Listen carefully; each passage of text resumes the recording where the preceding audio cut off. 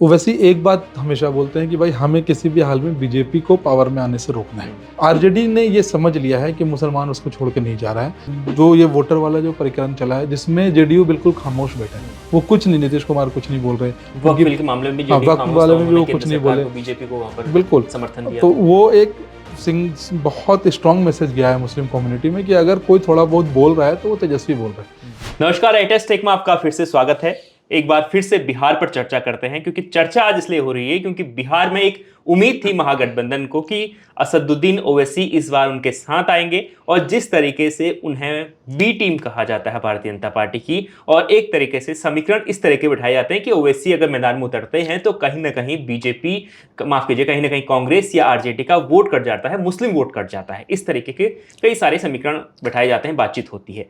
लेकिन एक बार फिर से ओवैसी ने कह दिया है कि मैं फिर से उनके साथ नहीं जाऊंगा, यानी महागठबंधन के साथ नहीं जाऊंगा, और ये सीधे सीधे झटका है कांग्रेस और आरजेडी के लिए। अब क्या समीकरण बनेंगे, ओवैसी कहां कहां किन सीटों पर प्रभाव डाल सकते हैं, इस पर बातचीत करेंगे। बातचीत करने के लिए मेरे साथ हैं इंडिया.com के संपादक तनवीर आजम सर। सबसे पहले सर सवाल यही है कि एक तरफा मोहब्बत क्यों नहीं कामयाब हो पाई?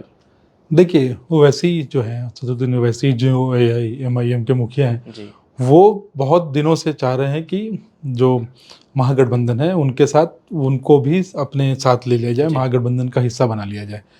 और ओवैसी के जो बिहार के जो प्रमुख हैं एआईएमएम के, अख्तर उल ईमान, उन्होंने एक लेटर भी लिखा था लालू यादव को कुछ महीने पहले, लेकिन उस पर लालू यादव ने कोई रिप्लाई नहीं किया। मतलब महागठबंधन की तरफ से आप ये समझ लीजिए कि ना कांग्रेस की तरफ से राहुल गांधी ने कुछ बोला, ना लालू यादव ने, ना तेजस्वी यादव ने, किसी ने कुछ नहीं बोला। एक खामोशी सी मेंटेन है।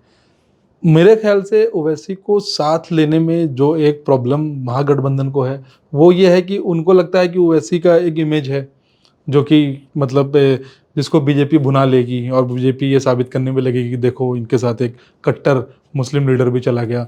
तो वो एक ये है। दूसरी तरफ यह है कि उनका जो वोट बैंक है, जो वोट का बेस है, वो भी मुसलमानों का ही है।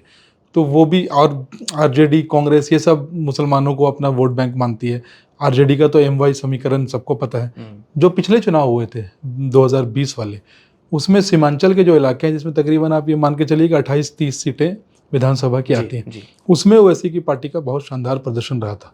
5 एमएलए जीत के आए थे, और 5 एमएलए जीत के आए, उसके बाद 4 पार्टी छोड़ गए, वो अलग बात है। वो 4 छोड़ के जाके आरजेडी में चले गए, सिर्फ अख्तर उल ईमान ही बच गए। तो वो, लेकिन ओवैसी की पार्टी ने तकरीबन 16-17% वोट वहां पे लाए। ये एक बड़ी कामयाबी थी। लेकिन सर, उत्तर प्रदेश का अगर हम लोग उदाहरण देखें तो उत्तर प्रदेश में भी लोकसभा चुनाव में ओवैसी की पार्टी को कुछ खास समर्थन नहीं मिला मुसलमानों को। बिल्कुल। तो वहां पर क्या इस बार कुछ ऐसा होगा, या मुसलमानों का माइंडसेट है कि भैया हम ओवैसी की तरफ नहीं जाएंगे? अगर आप उत्तर प्रदेश वाली, अगर हम लोकसभा की बात करें तो लोकसभा का जो उत्तर प्रदेश का जो इलेक्शन था वो एक तरह का अपवाद मुझे लगता है कि मतलब मुस्लिम वोटर सारा एकजुट हो गया और उसने कांग्रेस और सपा, जहाँ जहाँ जो उनके उम्मीदवार थे उनको वोट किया। वो एक अलग तरह का, मतलब बहुत जमाने के बाद, बहुत इलेक्शंस के बाद मैंने। लेकिन सर, वोटर्स का जो वेरिफिकेशन हो रहा है उस पर ओवैसी साहब ने अभी तक कुछ बोला नहीं है। हालांकि कह रहे हैं कि वो एनआरसी है, लेकिन उतना बड़ा अटैक नहीं कर रहे हैं। और समय हम देखते हैं कि बड़ा आंदोलन खड़ा कर देते हैं। लेकिन इस बार बस जुबानी हमला हो रहा है, बड़ा आंदोलन ग्राउंड पर नहीं है। जिस तरीके से आरजेडी और कांग्रेस ने बड़ा आंदोलन ग्राउंड पर किया, ओवैसी साहब चुप हैं, ग्राउंड पर नहीं उतर रहे हैं। क्या इसका इम्पैक्ट पड़ेगा? देखिए, मुझे ऐसा लग रहा है कि ओवैसी को कहीं ना कहीं इस बात का, शायद हर पार्टी अपना एक इंटरनल सर्वे करती है, उनके पास फीडबैक आता है ग्राउंड से। मुझे लगता है कहीं ना कहीं उनके पास ये फीडबैक ज़रूर है कि इस बार मुस्लिम वोटर जो है वो उस तरीके से एमआईएम के पीछे नहीं आके खड़ा होगा। वो शायद कांग्रेस और आरजेडी का जो गठबंधन है, ओवैसी एक बात हमेशा बोलते हैं कि भाई हमें किसी भी हाल में बीजेपी को पावर में आने से रोकना है। दूसरी तरफ आरजेडी, कांग्रेस, उनका भी यही एजेंडा है। और जो वोटर है उसको शायद कई बार वोटरों को इस बात का एहसास हो जाता है कि 2 सीट 4 सीट दे के हम किसी का क्या ही फायदा कर लेंगे, वो जाके सरकार तो बना नहीं पाएंगे। तो इस तरीके की अगर स्थिति होती है तो वहाँ पे जो उनको एक बड़ा अच्छा विकल्प दिखता है कि हाँ ये शायद सरकार बना ले, उसकी तरफ ही वो लामबंद हो जाते हैं। ओवैसी की पार्टी 4 एमएलए का छोड़ जाना कोई मामूली बात नहीं। ये एक संगठन के अंदर जो कमजोरी है उसको दर्शाता है कि आप अपने लोगों को जोड़ के नहीं रख पाए। दूसरी तरफ आरजेडी जिस तरीके से अपने पैर पसार रही है तेजस्वी यादव के नेतृत्व में, उसको कोई इग्नोर नहीं कर सकता, उसको नजरअंदाज बिल्कुल नहीं किया जा सकता। और अभी तो जुलाई में बैठे हैं हम, अगस्त सितंबर तक जाके ये, और मतलब जिसको कहते हैं अभी तो और आग बढ़ेगी, अभी तो और धूल उड़ेंगी, ठीक है, अभी तो सांस लेना भी मुहाल होगा, इस तरीके की जो बातें बोलते हैं लोग कि चुनावी जो एक सरगर्मियां बढ़ जाती हैं। तो मुझे लगता है कि उसमें आरजेडी ने ये समझ लिया है कि मुसलमान उसको छोड़ के नहीं जा रहा है।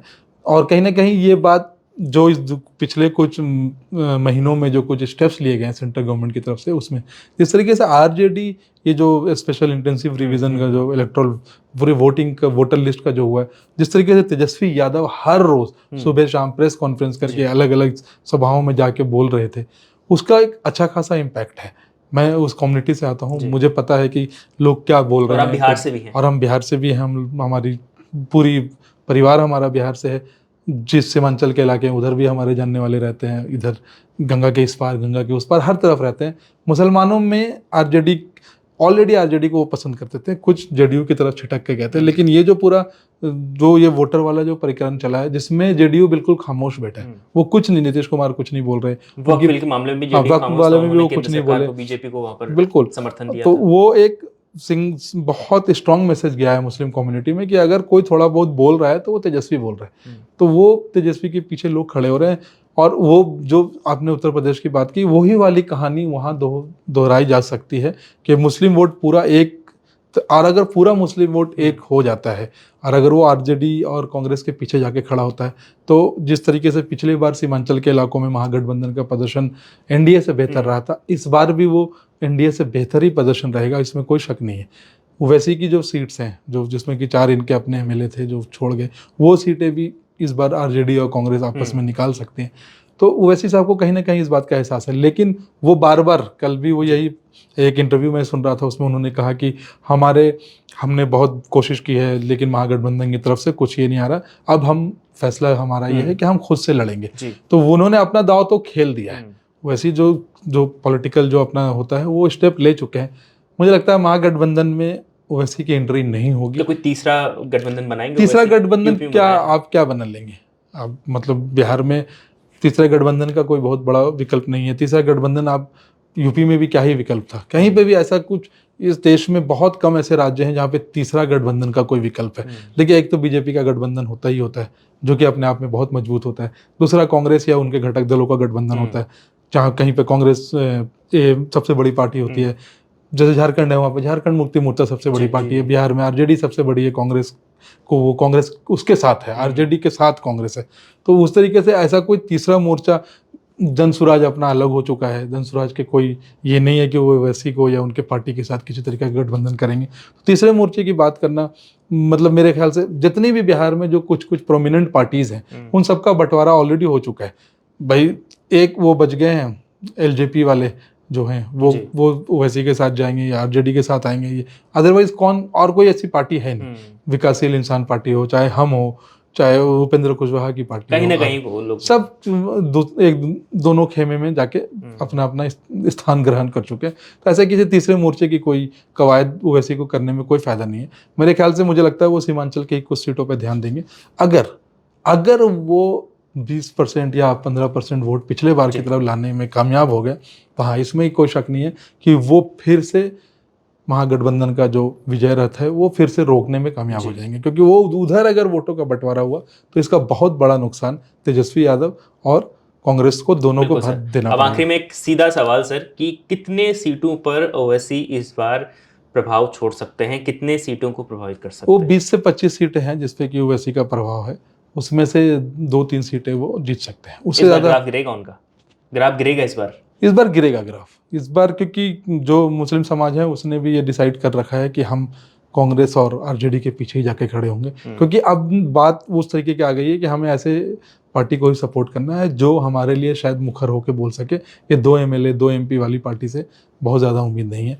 ये स्ट्रेटेजिक वोटिंग होती है, ये पोलराइजेशन, ये एक अलग तरह का पोलराइजेशन होता है। धार्मिक पोलराइजेशन होता है, जातीय पोलराइजेशन होता है, ये एक अलग तरह का पोलराइजेशन है। और ये मुझे जो ग्राउंड से फीडबैक है मैं वो बिल्कुल आपको बता रहा हूँ। वो हमने सूत्रों के हवाले से भी जो खबर है और जो ग्राउंड का जो एक फीडबैक है, लगातार बात करता हूँ मैं लोगों से, वहाँ से जो फीडबैक है वो ये है कि आरजेडी मुस्लिम वोटर्स को अपनी तरफ लाने में बहुत हद तक कामयाब हो चुकी है। बिल्कुल। तो देखिए, बिहार में बहुत सारा उठापटक चल रहा है। उठापटक इस वक्त जो सबसे ज़्यादा वो इसी बात को है कि बिहार में जो वोटर्स का वेरिफिकेशन हो रहा है, उसे लेकर बिहार में खूब बवाल मच रहा है। और इसी बीच असदुद्दीन ओवैसी साहब ने कहा कि वो महागठबंधन में नहीं जाएंगे, यानी महागठबंधन में शामिल नहीं होंगे। और ये खबर जब से आई है, तब से बिहार की राजनीति में एक नया उबाल आया है कि अब अगर ओवैसी साहब अलग से चुनाव लड़ते हैं तो क्या नुकसान कांग्रेस को होगा, क्या नुकसान आरजेडी को होगा? ये इस वक्त सबसे बड़ा सवाल बना हुआ है। आपकी क्या राय है इसमें? आपको क्या लगता है, अगर आप बिहार की राजनीति में रुचि रखते हैं या फिर आप बिहार से हैं, तो इस सवाल का जवाब जरूर दें। और बीजेपी को इससे क्या फायदा होगा? क्या वाकई में ओवैसी साहब पर जो आरोप लगते हैं बीजेपी की बी टीम होने का, क्या इस बार भी कुछ ऐसा ही होने वाला है? कमेंट का जरूर बताएं। और लगातार बिहार की राजनीति और देश की राजनीति को जानने के लिए, समझने के लिए हमारे इस शो को जरूर देखें। और India.com के अन्य वीडियोस को देखने के लिए वीडियो सेक्शन में जाकर आप बाकी वीडियोस देख सकते हैं। आपका बहुत बहुत शुक्रिया।